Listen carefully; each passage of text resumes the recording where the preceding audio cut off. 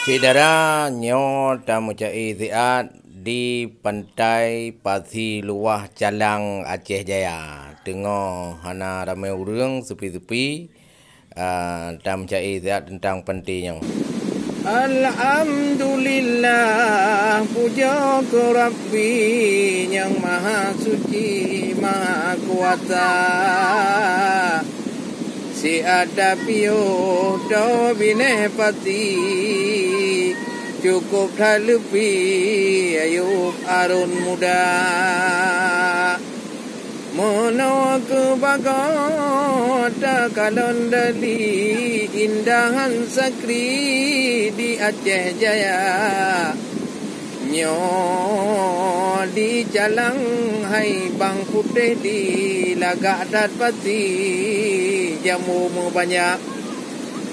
Ramai urang aja mudangan mudi nacinyang tuhi-tuhi kena gedeka monyo istilah jino geja kreatif wahai akhi tuhangan muda yang penting getanya jino hai abi dah jaga pati penting lagoina supaya ngat galak hai bapa ke sini tureh di ili tuh dari luar wate di kalon nyo cedangan sakri lom gleh da peduli laga alagoina supaya wisatawan hai bang putih di menarik hati ke sini di teka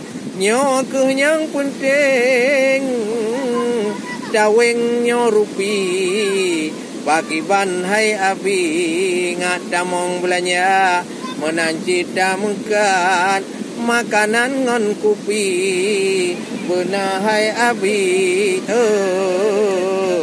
murah harga be mehai tak takoh taku ayah ngon umi munyo lagenyan hai akhi gop dijak hana menancit na ladum dijak selfie datang kemari ngon keluarga wate ada pajo iu dengan mi tajik kupi dan ruti dema dah putun belanja ya Masya Allah menghaihan sakti kalau begini orang tak tiba nyoko yang penting cedera tuan ya ndak kalau nyo ramai anak muda jangan kerja no di bineh Pasi Calang.